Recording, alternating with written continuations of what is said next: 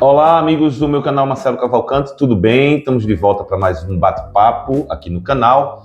Eu quero pedir para que vocês se inscrevam, compartilhem, comentem, marquem sininho para quando chegar vídeo novo vocês serem notificados. Hoje, dia especial, Dia Internacional da Mulher, eu vim aqui para convidar a minha querida amiga que há tanto tempo não havia e hoje a gente teve um papo muito legal que vocês vão acompanhar agora. Minha amiga querida jornalista Ana Nobati, que está à frente da Ana Livre, e a gente vai conversar sobre o cuidado com a mulher, assédio, o que fazer quando acontece assédio, enfim, um papo muito rico e importante para vocês. Olá, Ana Nobati! Olá, tudo bem, minha querida? tudo bom? Prazer estar aqui. Quanto tempo, né, rapaz? Muito tempo.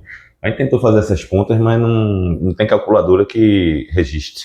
É, né? Presencialmente, mas aí pelas redes... Pelas redes, a gente sempre se segue. fala, né? Pois é, e agora pessoalmente um prazer estar novamente. Eu queria fazer um registro antes de mais nada, só para que você me conte como é que foi essa história de ser o primeiro jornalista a te entrevistar, antes de você já fazer jornalismo. Vê que coisa. Foi, gente, foi a primeira pessoa. Era Recifolia, a gente já revelando aqui a idade. Pois é. Eu tinha 16 anos e eu estava muito feliz com minhas amigas porque a gente tinha conseguido ir para um camarote do pai de uma delas para ver El Chan na avenida, o trio do El Chan. E aí chegou você, esse rapaz. Pois é. Ah, vocês estão aqui, que interessante, vocês estão aqui para ver que trio elétrico. Ah, El Chan mandou fazer uma foto, me lembro que fez a foto até assim. Que era Na dança do El Chan, né? El Chan. E aí a gente ficou ansioso para ver o jornal. Porque é bom deixar bem claro, minha gente, que nessa época não existia rede social, tá? Porque, ou seja, tem que esperar no outro dia sair a foto, porque Era não é... bom. Era bom, ficava aquela expectativa, né? Quando sai o jornal, sai a legenda, a gente tudo, né, 16 anos, querendo já ser mocinha. Criançada. A criançada estava ansiosa para ver o Você tem esse jornal aí, não? Minha avó guarda. Caramba, eu queria muito ver isso aí, velho. E aí foi toda aquela frustração, que criançada, a gente já tem 16 anos, entendeu? E depois eu te reencontrei, eu fiz, você! Você me falou. O cara, não, engraçado, quando você falou isso, na época eu não vinha, né? Mas depois caiu, você, eita, pô, foi mesmo e tal. Caraca, é muito bom saber disso. E é bom demais você contar, eu adoro você contando, é muito legal. Minha querida, agora a sua vida mudou, assim, muito... Não vou colocar a palavra drasticamente, porque fica parecendo que houve um desastre, mas drasticamente no sentido de radicalidade, né? Deu um 360 aí, 180 e tal. E hoje você está à frente de uma Ana Livre, que é um trabalho voltado para a questão do assédio. Eu queria que você explicasse como nasceu, como é que foi essa virada de chave, ou aconteceu algum episódio, aconteceu alguma coisa, me conta. É bem interessante porque volta para a vida de jornalista, né? Eu sou repórter, a gente depois se reencontra já como repórter, mas volta porque o Instituto Livre de Assédio, que começou com uma organização de impacto e hoje virou instituto, começa de um lugar de um incômodo que eu tive, e aí, por que volta para jornalismo? Na época eu fui repórter e comecei como estagiária do Diário de Pernambuco. E o que eu acho mais irônico, que a gente também falava de fé, dessa questão de propósito que tem na vida, eu tinha tentado ser trainee do Jornal do Comércio para a economia, tinha feito o teste do Diário, só que o do Diário saiu antes para a vida urbana. Ah, tá. E aí logo depois eu soube que eu tinha sido escolhida para falar de economia, só que eu fiz, nossa, já me comprometi com o Diário.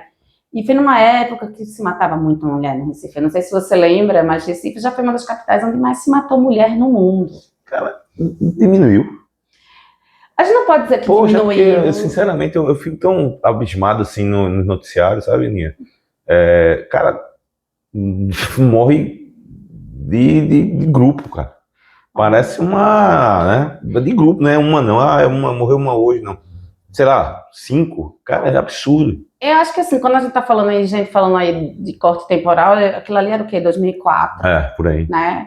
O que chama a atenção desse recorte do Recife é que não existe nenhum termo feminicídio e nenhum levantamento de dado específico para isso, que hoje a gente tem estatísticas, ainda que tenha muita subnotificação. Naquela época, Recife já se destacava muito nesse sentido negativo, né? Tinha um protesto que já aconteceu na sociedade civil. E aí você pode levar para um lugar que não, aqui Pernambuco tem uma tradição de levantamento de dados importante e que conseguiu refletir, trazer isso e ter essa estatística, que era muito difícil. Não que seja mais fácil agora, naquela época se destacava em nível global. Ser uma capital onde ser mulher era um risco de vida, assim, já eminente. Sei. E aí, naquela época, eu me lembro, olha, tipo, um caso que me marcou muito, era Córrego do Abacaxi. E aí eu lembro que eu cheguei... Tu já estava como repórter? Repórter estagiária ainda. Aí tu chegou a fazer polícia, então? Fiz polícia, muito polícia.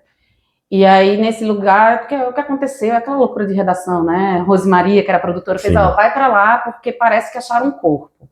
Quando a gente chegou, tava o delegado, não, a gente vai agora desenterrar o corpo. Aí a gente seguiu. Quando chegou lá, a mãe, depois eu descobri que era a mãe daquela vítima, fez, o que é que tá acontecendo aqui? Porque minha filha tá desaparecida. Simplesmente o corpo da filha dela estava enterrado no jardim dela. E tinha sido o genro, o marido desta mulher que matou e enterrou dentro do jardim da própria sogra. Ele morava um puxadinho atrás. E eu me lembro dela ter olhado, aí só tiraram o corpo sem cuidado nenhum com aquela mulher. Eu fiquei do lado dela, dessa mãe, sem entender nada. Eu me compadeci muito da falta de cuidado e de trato, inclusive, né? Uhum. E aí, quando tiram o corpo, pegam um cara de algema. Né? E aí ela só falou assim, eu te tratava como um filho. Tu viu isso tudo? Tudo. Eu tava com a mulher despencou na hora, e assim, aquela história, cubro reportagem, eu fico com a mulher, eu fiquei com a mulher, e o repórter fotográfico foi fazer as imagens, fica. E aquilo ali, tudo isso me marcou muito, mas não só foi um, tá? Imagina. Eram muitos casos. E ao mesmo Mas esse ficou cravado. Eu fico lembrando dessa mulher dizendo isso pra um cara, assim, o tempo inteiro, assim, eu te tratei como um filho. É muito duro. Ao mesmo tempo, nessa época já tinha surgido o Centro Clarice Lispector, que é uma referência, tá? Eu falo tanto de Recife desse lado negativo, mas o Recife tem muita coisa legal, referência no Brasil, que a gente precisa ter muito orgulho em termos de rede, que se sustenta, porque não é só ter a rede, a iniciativa, é isso virar política pública e se manter. Vem partido, sai partido, vem governo, sai governo, e tá lá. E aí eu estava interessada em cobrir o tema violência sexual. Sempre foi uma coisa assim, o que é que leva alguém a estuprar uma mulher? Era um negócio... Estava ali em você, né? Assim, acho que eu digo que sempre quando eu li o Rapto das Sabinas, na história, quando eu era estudante, cara, desde a época, o corpo da mulher, o estupro da mulher era uma arma de guerra. Aquilo sempre me revoltou. Sempre. É um negócio que sempre me indignava. E aí eu tenho que achar algum... E não tinha estatística, não tinha notificação. Aí a minha chefe na época, minha editora, fez, vai para o Centro Clarice Lispector.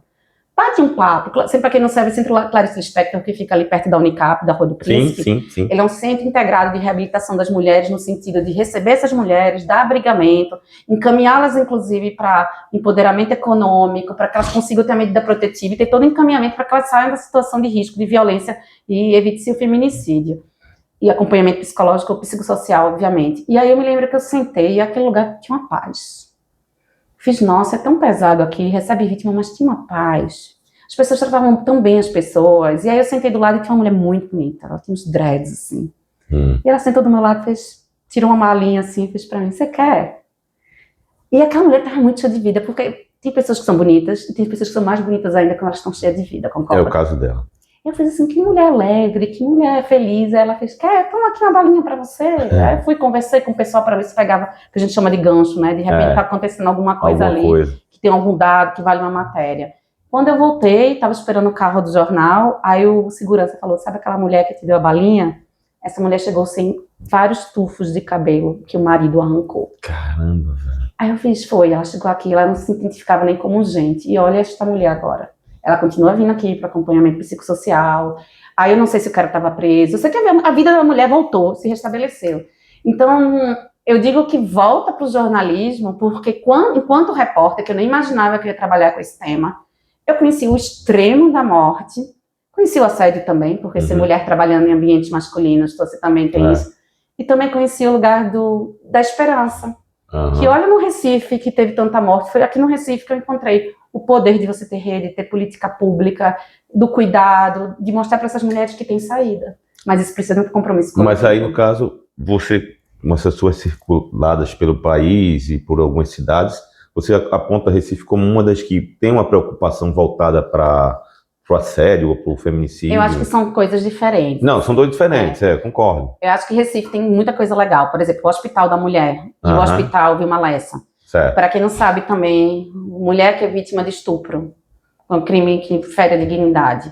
Você vai para esses lugares, principalmente no Vilma Lessa, você não precisa nem dizer que foi vítima de estupro, já tem uma salinha todo mundo já sabe, vai fazer acolhimento, gente, vítimas de estupro, de violência sexual, inclusive estupro marital, tá? Só para deixar aqui um repertório. Namorado, marido, ninguém tem o direito de te obrigar a fazer o que você não quer. Sim. E você tem direito pelo SUS, nas 72 horas, de tomar o coquetel profilático, que vai evitar gravidez, vai evitar DSTs. Chegou lá, já vai para o encaminhamento, já vai ter psicólogo, assistente social, e aí já faz o exame, que é o que vai dar encaminhamento para a investigação policial. E tem lá o corpo da polícia, que não vai precisar a mulher ficar pingando, passar por isso, contar 1000 vezes a história. Isso é um desgaste incrível. Super. E Pernambuco foi um dos primeiros lugares a ter esse tipo de equipamento. Então, se eu posso dizer que daquela época, eu tenho vontade até de escrever sobre isso, daquilo que eu vivi enquanto estagiária, de uma coisa que tinha dados tão horrendos, ficou um lastro. E do que é hoje, né? É interessante se você fizer um livro, um documentário e tal, do que você viu naquela época como garota, começando a carreira de jornalismo, e do que é hoje, assim, o Estado e tua vivência. Isso eu acho que talvez seja um conteúdo riquíssimo. Você tá escrevendo um livro, tá? Tem no forno, de repente, quem sabe isso não é um gancho legal. Nada por acaso, a gente não tá tendo essa conversa agora, por acaso. Que, aliás, antes de gravar, tá durando antes, viu? Mas vamos embora. Mas agora, e onde foi que você... vou montar... Tá faltando... Essa é a minha curiosidade. Veja como nada na vida é por acaso. Essa história de lidar com violência contra a mulher era uma coisa que me pegava muito. E começou a se repetir. Eu também fui TV, escrevi sobre política, só que vez ou outra voltava essa questão para mim, e começou a me incomodar muito, eu só quem reportava. E, gente, deixando bem claro, reportar é extremamente importante, imprensa livre é extremamente importante, isso era uma coisa que era uma inquietação minha. E eu me lembro do nosso colega Jailson Paz, sim, grande Jailson, dizendo, eu estava nessa crise, o pessoal Jailson, mas vai vir mais um São João, vai vir mais um carnaval, e a vida é assim. Até que em alguns momentos, e isso é uma sabedoria de vida dele, você vai ter uma grande reportagem, minha filha, mas o dia a dia vem dessas coisas. Mas eu não consigo que certos temas se repitam para mim e eu consigo ser só quem reporte. Ali eu tive uma crise, uma cisão, e eu disse, eu não quero mais ser jornalista. Eita. Não quero mais.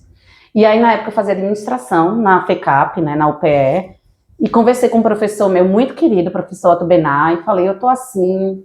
Chegou a fase da crise. Da crise. Existencial. Aí, menina, vai fazer um negócio diferente. Tá tendo até, inclusive, uma seleção de jovens talentos de BRICS para BRICS. Aplica.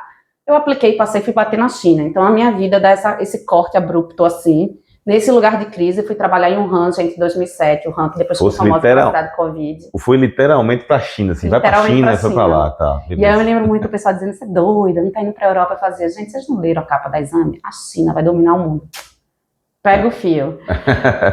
E aí, fui pra lá, e a minha vida dá uma volta, porque lá fui trabalhar primeiro com PR internacional, depois eu fui empreender, trabalhando com, imagina, uma pernambucana brasileira, morando lá, o que tinha uma empresa que podia, pagava para só fazer investigação de se essa empresa existia, fazer negociação, já falava mandarim, então comecei a me sustentar lá e comecei a empreender lá, enquanto eu estudava mandarim.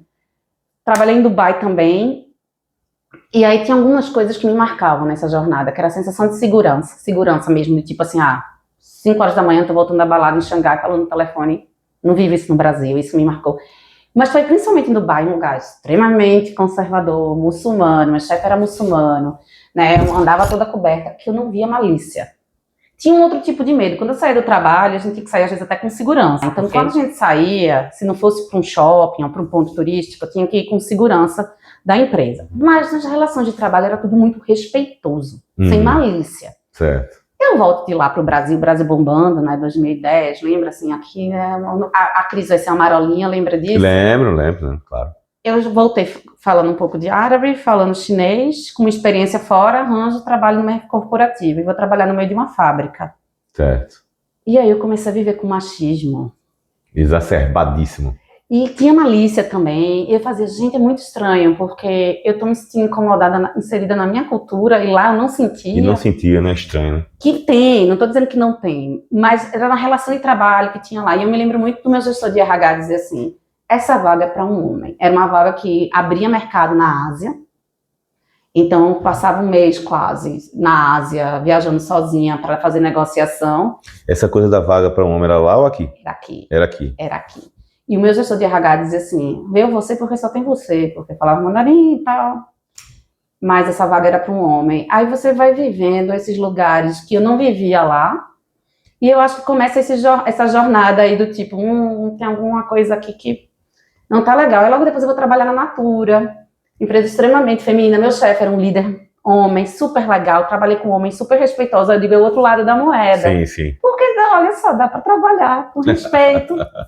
Que coisa, dá para trabalhar, todo mundo respeitando o outro, né? O coleguinha. E quando a gente fala do assédio, não é só assédio sexual, é assédio moral também, no lugar do respeito. Conflito existe, tá, gente? Feedback negativo a gente leva, cobrança a gente leva. O que a gente tem que fazer com respeito.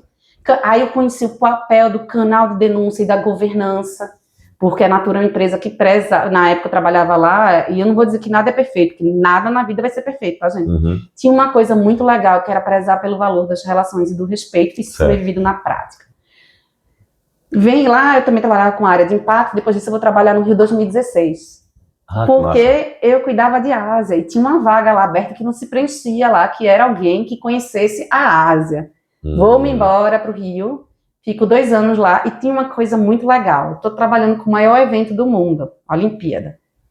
Como a minha área era cuidar de todos os comitês asiáticos, a gente tinha que saber toda a operação. E eu tinha que ler todos os protocolos, porque acontece a cada evento esportivo que tem desse, qualquer um, e o Open aqui, os internacionais, tem aprendizados. Aquilo aí depois tem uma turma que documenta e vira um protocolo. Isso aqui não saiu tão bem. O que é que a gente aprendeu? Vira um protocolo para o próximo. Então, eu tinha um livro, gente, desse tamanho, que eu lia no metrô do Rio de Janeiro, estudando. E depois eles faziam uma prova. Se acontecer um suicídio na Vila Olímpica, o que é que você faz? O que é que você acolhe? Quem você aciona? E eu falei, gente, isso é genial, porque eu não preciso ser uma advogada nem uma psicóloga para saber como agir com as pessoas em situações extremas. Claro. E aí eu sei em quem acionar. Então isso começa, eu estou fazendo toda essa volta para explicar que a Livre surge de um momento pós tudo isso. Eu estou viajando, tinha voltado para Recife já para descansar. Eu vou fazer uma viagem para o Uruguai, estou num bar esperando uma amiga, vem um cara mexer comigo, eu vou embora porque o instinto da gente é ir embora. Aí vem o garçom, não, você fica, quem sai é ele. Afasta ele, coloca ele em outra mesa, fala alguma coisa. Que aconteceu isso? Aconteceu. E aí bacana, cara. Eureka, tem um negócio aqui. Tem um negócio aqui pra gente aprender, porque quantas vezes eu tava em bar, aí chegava o cara mexendo, ou eu ia embora, o garçom dizia, mas ele é cliente, né? O que é que eu faço? E aí começa essa história toda. Fui ali pra Rua Mamede Simões, conversei muito com os repórteres, com os garçons, desculpa. Cara, vocês sabem que tem violência, marido, namorado bate, assédio, o que é que vocês fazem? Os caras, a gente não sabe o que fazer. Não sabe o que fazer. A gente sabe que é errado, mas a gente não sabe. Aí meu chefe vai reclamar porque o cara é cliente, aí o cara vai dar carteirada. Eu falei, tem uma oportunidade aqui.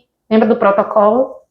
Como é que a gente incorpora isso para as pessoas saberem agir com segurança e protegendo as pessoas? E aí veio a ideia do Ana Livre para criar um protocolo no subconsciente das pessoas, no consciente também. No consciente. No que fazer dentro. Mas eu trabalho a questão do subconsciente para que seja uma coisa totalmente, como é que eu posso dizer, visceral, vamos dizer assim. Você usou até essa palavra antes da gente começar a gravar. Que ela seja algo automático, assim. O cara já sabe, sem precisar parar para pensar. É porque isso que você fala do inconsciente, do visceral, é uma construção, né? É uma construção. Porque na hora que você, enquanto sociedade... Tem que ser infelizmente, tem que ser de fora para dentro, né? Tem que ser. Porque, veja, eu posso ensinar 50 protocolos para você. Você viu isso, você faz isso. Como, por exemplo, entrou no carro, você coloca o cinto de segurança. Exatamente. Só que se a gente não chegar num conceito enquanto sociedade, que certos comportamentos não são tolerados, não vai adiantar, o cara não vai colocar o cinto de segurança. Você falou a questão do eu tô saindo porque o cara tá me... Acontecia mais ou menos isso como na época do cigarro, assim. Quem fumava do teu lado, você não fumava, você que saía. Hoje em dia não é assim. Graças a Deus, que eu não sou fumante e nunca fui. Aí, então, assim, o fumante é que sai, né? O fumante é que sai. Mais ou menos é essa história. É isso, claro que a gente está lidando com situações mais complexas, a gente tem que levar em consideração que foi essa grande discussão, que quando eu crio isso em 2017, tá, gente, lá atrás... Faz 10 anos, então. Já, faz 10 anos. Que coisa linda. Faz uma década que eu te entrevistei no Recife Livre. E fui muito chamada de louca, etc. Quando vem o Daniel Alves, e eu já estava morando em São Paulo, eu já vinha trabalhando com isso há algum tempo, com a iniciativa privada, porque eu comecei a mostrar para bar, restaurante e evento, e para marcas de bebida. Então, eu trabalhei com todas as marcas de cerveja que você imagina. Todas do Brasil, eu trabalhei. E foi muito doido isso, quer dizer, eu consigo sentar os inimigos na mesa, porque eu comecei a mostrar, gente... O lugar onde está a sua marca, se tem um assédio e as pessoas não sabem lidar com isso, é um risco para a sua reputação. E comecei a trazer os dados. Então, eu fiz o caminho inverso. A iniciativa privada começou a trabalhar comigo. Quando vem o caso do Daniel Alves, e aí começou a discussão da lei em São Paulo no nível municipal, pingaram no ouvido da parlamentar, da Cris Monteiro. Tem uma menina que já faz isso, ó, muito tempo. Ela me ligou, aí ela fez, eu soube que você faz isso há muito tempo, professor, então eu vou te chamar aqui para a Câmara Municipal e você vai contar a sua experiência. Que massa. E aí começa a história de começar a trabalhar com política pública. E aí ela começa a ganhar perna e começa a crescer e começa a desenvolver e está aqui hoje. Exatamente. Que maravilha. E o que hoje está sendo feito, Ana Lívia? Olha, que a gente pode dizer assim, que a gente já tem um impacto de mais de 1 milhão de pessoas, assim, mais de 40 mil treinadas diretamente. A gente trabalha muito com empresa, então muitas das empresas reguladas de telecomunicação, mineração, trabalham com a gente, que é uma outra vertical, que é olhar para o respeito no trabalho, grupos de energia, enfim. Mas o que eu acho que é grande novidade, que eu nunca procurei e caiu no meu colo, foi a política pública. Então eu acho que, hoje eu tenho muito orgulho de uma coisa que eu criei desse jeito por causa de um insight, que era até um projeto lateral meu, tá, gente? Até isso aconteceu hoje, trabalhei com várias outras coisas, fui diretora de ONG de educação, isso aqui sempre aqui. Até que chegou a hora que aconteceu. E aí são as somas dos conhecimentos, de aprendizados, das coisas. Só foi incorporando, só foi crescendo. Por isso que eu te digo que a fé na trajetória da gente, aquilo que eu vivi enquanto repórter, que eu vivi na Olimpíada, que eu vivi positivamente na Natura, eu fiz, opa, aqui. Até quando a experiência da fábrica, quando hoje me chamam e dizem assim, a gente não aguenta mais, tem muita sede na fábrica. Eu já consigo chegar e dizer, eu já sei quando é que tá o problema. Eu já sei onde acontece, eu já sei qual é a hora que o cara entra, qual é a hora que tem um briefing do líder, como eu preparo esse líder, porque também a gente está na época da economia da atenção. Então, é a mesma linguagem que eu joguei e falei para os parlamentares, minha gente, está ali querendo que um garçom, que está ali preocupado em ganhar os 10% dele, seja um professor de diversidade, não. A gente vai por um caminho assim, de educação para a cidadania, com a metodologia correta, sabendo que ele vai agir com segurança, que é muito importante, que eles não são polícia. Eles têm que agir no lugar que cabe a eles, quem eles acionam, porque daí cada um vai fazer seu caminho. Nos lugares que vocês têm feito trabalho de conscientização, de apresentar protocolo e etc., qual tem sido o resultado? Você tem tido feedback disso? Está sendo positivo? E qual é o que está trazendo para você? Vamos lá, por exemplo, quando eu comecei a trabalhar aqui no Recife ainda, nos bares, o que eu achava mais legal? Eu contei para essa história, tá, gente? Porque era bem pequenininho, era o começo de tudo. Eu dava treinamento no ano. Eu me lembro que as perguntas eram as mais esdrúxulas, assim, mato alto. No começo o pessoal até me agredia, assim, no sentido de, lá vem essa menina parar do meu trabalho para falar de um monte de coisa assim. Quando terminavam, tinha uns homens que faziam, porque a gente tem que conversar com os homens, né, gente? Se a gente não trouxer os homens para a mesa, como é que a gente muda? Não é mudar. Aí chegavam uns homens e faziam assim, moça, eu nunca tinha parado para pensar nisso, eu vou conversar com minha filha e com meu filho hoje na mesa de jantar. Que massa. Aí uns saíam, porque o trabalho, basicamente, que eu acho que foi o grande diferencial da gente, foi entender que tem muita indústria, que a rotatividade é muito alta. Então, tu imagina, para um gerente, para uma empresa que não tem nem RH, treinar essa galera, então tem que ter uma metodologia que seja muito assertiva.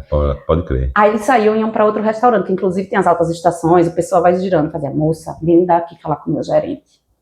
Porque tem assédio aqui, não pode. Eu fiz, olha, é mais um indicador que você transformou aquela pessoa ali dentro. E aí, quando eu voltava no outro ano, para o mesmo restaurante, as perguntas já eram mais complexas. Então, você também vai para um lugar dessa gestão, mas também iam para um lugar também que eu via muita mulher se libertando. Porque quando você começa a falar desse assédio do outro, e você vai explicando, claro, eu estou falando isso de um processo pedagógico que é testado, validado, muitas mulheres se reconhecem também como vítima de violência.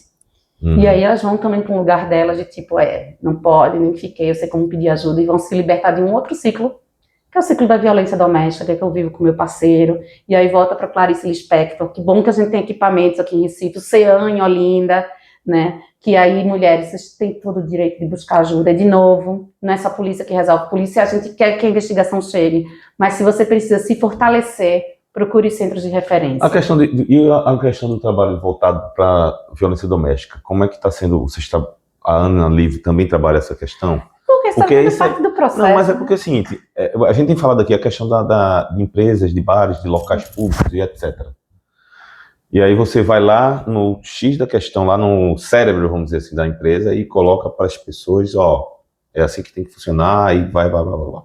Isso é uma coisa, é uma situação até, entre aspas, digamos assim, colocar para essas pessoas que estão com a mente aberta para isso, relativamente mais fácil, pelo menos colocar na mesa. Em casa, como é que chega essa informação que você coloca no bar, no restaurante, no cinema, sei lá, no ônibus, para o dono da casa, o maridão que é infelizmente machista e que acha que é essas coisas. Como é que isso se conversa para casa? A gente tem dois lugares, tem a mulher e tem o homem, né? Pois é, são dois ali, né? Ele e ela ali. Você vê o homem, que o cara que assim, também tem um fenômeno, né? Às vezes o cara é um péssimo marido, mas quer ser um bom pai. Sim, então, veja, eu trago para a história do cara de assim, realmente eu vi que isso é um absurdo, que não tem como tolerar, eu vou voltar para casa, vou conversar com meu filho e com minha filha. Com minha filha. Eu conheço meu filho e minha filha. Minha filha, tá. Nada impede que depois ele olhe e faça, ai, cara, eu entendi que pelo menos vai rolar uma Maria da Penha para mim, não tá legal. É um processo de transformação, gente. A gente tá lidando com questões complexas, não é apertar no interruptor que vai resolver. Eu acho que isso é um ponto. O outro ponto, como eu te falei, a mulher que se liberta. E aí uma coisa que a gente trabalha muito é preparar os RHs.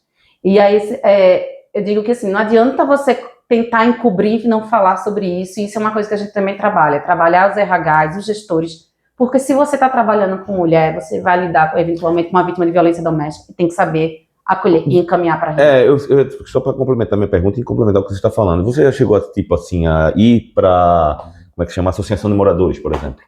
Já chegou a fazer esse tipo de ou não? Ainda não. A Associação de Moradores foi um território que a gente não entrou. Não entrou. Mas eu fiz um trabalho muito legal, sabe com o que? A Associação de Mulheres Refugiadas. Ah, legal. E foi muito desafiador, não só pela tradução, porque ali eu tinha afegãs, tinha mulheres da Nigéria, tinha angolanas, tinha mulheres de várias, tinham sírias, libanesas, tinha a questão da tradução, mas tinha ali um lugar de você conseguir entender a complexidade daquela mulher refugiada, de uma outra cultura, de uma outra religião, e saber dizer que o seguinte, que eu acho que é o que mais dói isso em qualquer religião e cultura, aquela pessoa que você ama pode estar te fazendo mal. Sim. O pai dos seus filhos pode estar te fazendo mal. Né? E por isso que quando eu falo isso, eu trago até isso para aqui para abrir um outro ponto, que é muito fácil dizer, denuncia, né? Mas não é fácil fazer. Não é fácil, é difícil. Não é fácil. Você vai, o que eu sempre digo, quando o pessoal diz, mas aqui a gente diz, denuncia, a gente estimula, procure ajuda, eu faço, gente, a gente tem que entender que tem um lugar de persistência e de empatia, um lugar do acolhimento, de encaminhar e 1000 vezes empoderar essa mulher para procurar ajuda. Porque como é que você vai dizer que é simples que você vai colocar na cadeia o pai de seus filhos? A gente quer que ele vá, no sentido que ele não quer que ela morra, mas a gente precisa entender que é complexo, e por isso que eu sempre digo, não é tão fácil, a gente precisa ter rede, a gente precisa ter iniciativa privada engajada, cidadãos engajados, rede pública para acolher, que não adianta só a iniciativa privada do bar encaminhar e não ter uma delegacia preparada, não ter um centro de acolhimento, e que eu sempre digo, a gente bate muito na tecla, isso é um trabalho que a gente faz muito com São Paulo e com Rio de Janeiro. Vamos falar do centro de acolhimento. São Paulo tem o Centro da Mulher Brasileira, aqui tem o Centro Clarice Lispector, a gente tem o CEAM em Olinda. Como é que você vê em cidades do interior, por exemplo? Interior também é outra coisa, inclusive deu entrevista no CBN, que é a interiorização da política pública. Porque assim, a gente tá falando de capitais e tal, que tem uma certa estrutura, região metropolitana, mas lá no interior, assim... Gente, isso é uma dica, inclusive foi muito legal, de novo, nada é por acaso, eu lancei um dos meus livros na Bienal de Pernambuco. E foi num horário que só tinham professoras do interior, uma caravana. E aí eu comecei a falar do livro, quando eu falei do tema, pararam a palestra do livro para falar desse tema, como é que a gente pede ajuda. E tem uma coisa que é muito importante, e a gente sempre fala da interiorização da política pública. Certo. Ana, e eu me lembro muito dessa professora, não chega a polícia, eu fiz, mas chega a ambulância. Se chega a ambulância, o SUS é a porta de entrada para assistência social. Então, se chega a ambulância, mesmo que o equipamento policial não chegue lá, liga para a vizinha e diz que tem isso, etc, que ela está machucada, que é isso, porque o SUS é uma porta de entrada para assistência social. Bacana, saber. Entendeu? É uma orientação isso. E aí uma coisa que também a gente começou a detectar como rede também, num trabalho com a iniciativa privada, pasme, que diz, eu tenho loja no Brasil inteiro e eu não posso contar, como você falou, que no interior X, a poucos quilômetros, eu vou ter um centro de atendimento. Gente, universidade privada que dá curso de psicologia e de direito é obrigatório a oferecer gratuitamente, sob supervisão, atendimento psicológico e atendimento jurídico. Promotoria pública, procure. Né? Ministério Público sempre tem uma vara que cobre ali. E tem uma coisa muito interessante, Ministério Público, gente, tem sim atendimento psicológico e psicossocial. Então, se o Poder Executivo não está oferecendo, SUS, procure esses equipamentos da iniciativa privada, que porém é limitado, e o Ministério Público, eles têm um núcleo de atendimento à vítima de violência doméstica. Inclusive, uma dica também aqui, eu já peguei caso que o Estado do Ministério Público falhou, eu coloquei o núcleo que a gente chama de NAV em São Paulo atender, e consigo São Paulo atender.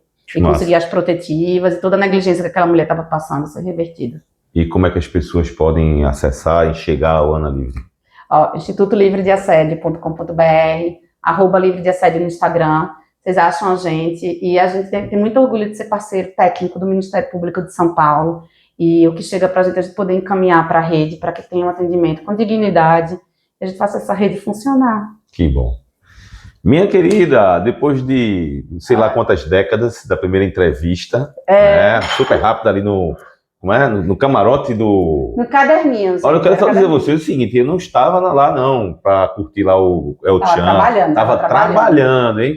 Quem estava curtindo era eu, tinha 16 anos, eu estava no meu direito. Mas eu vou ser bem sincero, assim, curti também aquele momento lá, que era uma Boa Viagem, a gente tá aqui em Boa Viagem, no Virtua, aqui perto, tomava conta aqui a gente chegava cedo, só saía no dia de manhã, era uma loucura, mas era bem divertido. E aí eu não sabia que essa querida aqui ia ser jornalista e esse trabalho tão bonito que ela faz. E a gente ia se cruzar inclusive como repórter de futebol, tá, gente? Eu tenho isso no passado. Muito bacana. Ana, obrigado, viu, querida? Obrigada. Eu quero agradecer muito, porque a gente precisa conversar com os homens, a gente precisa... Porque esse assunto, que inclusive a gente traz tanta informação, gente, antes de terminar, só quero dizer uma coisa. Tá vendo vizinha apanhando? 190, risco iminente, não espera o segundo grito. E a segunda coisa, tipo, eu quero denunciar, mas eu tô com medo.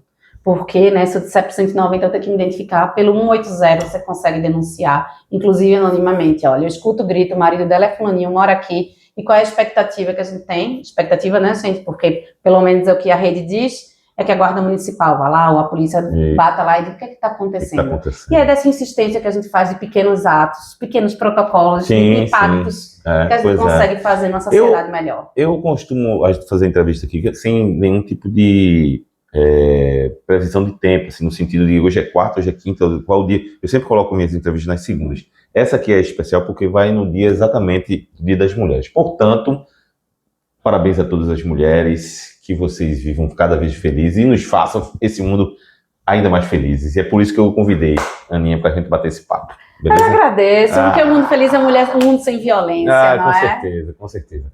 Pessoal, agradeço a audiência, faz aí a inscrição no canal, compartilha, comenta e marca sininho, porque quando tiver novo vídeo, vocês são notificados. Tchau.